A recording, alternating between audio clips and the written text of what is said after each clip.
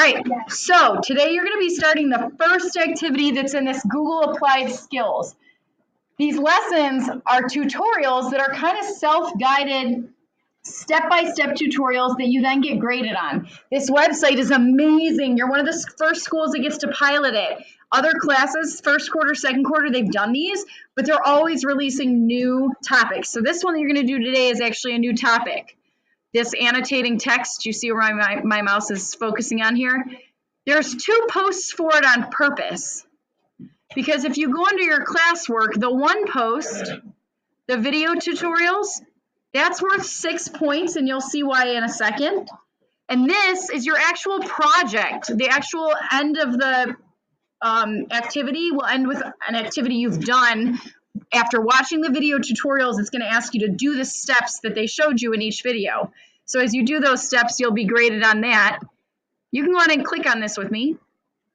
Attached to your activity is everything you're going to need for doing the activity, and this rubric was supposed to be on the bottom. I'll try to fix that. I'm not sure why it's showing up there. But the rubric, if you open up and click View Assignment, you can actually probably pull that. No, it didn't let you.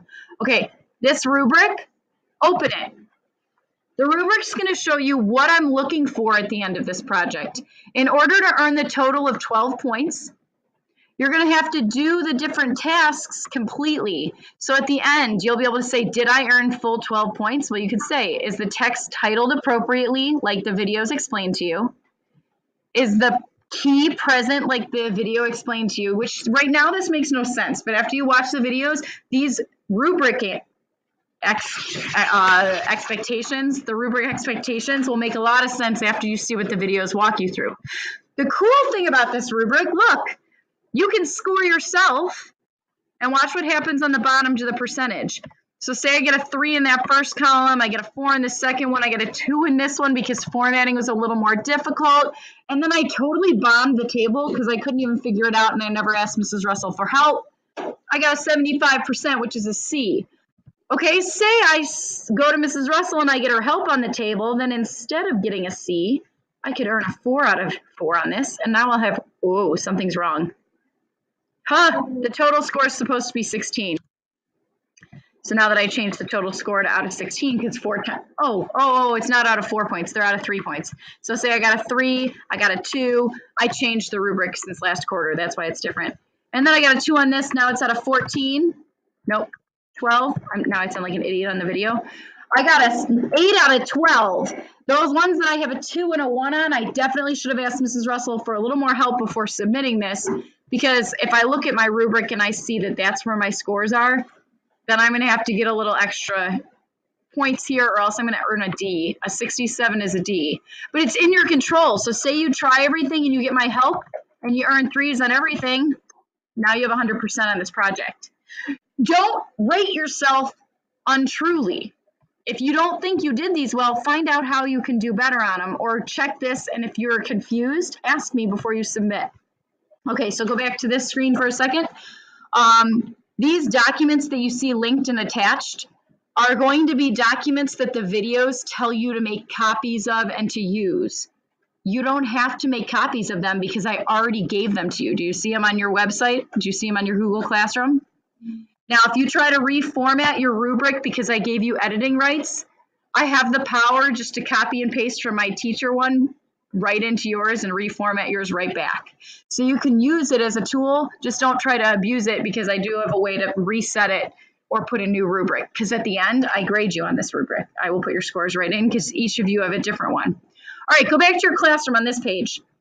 Everybody's going to click with me in a second. If you already clicked, come back to classroom. Highlight this code and do Control-C. There's a keyboard shortcut. We're going to learn more keyboard shortcuts too in this class. So highlight that code and do Control-C. We're going to copy it. Highlight that code and do Control-C. We had some instrumental background ad music. Okay, then click Sign In. It's going to ask you to sign in as a student, and I'm hoping it shows up like this for you. Here we go. I clicked my Google account, so click Sign In. Click your Google account. You will only have to do this once. Oh, see how my name shows up here? Sweet. Don't start. If you start without joining my class, it's okay. It will save all your info.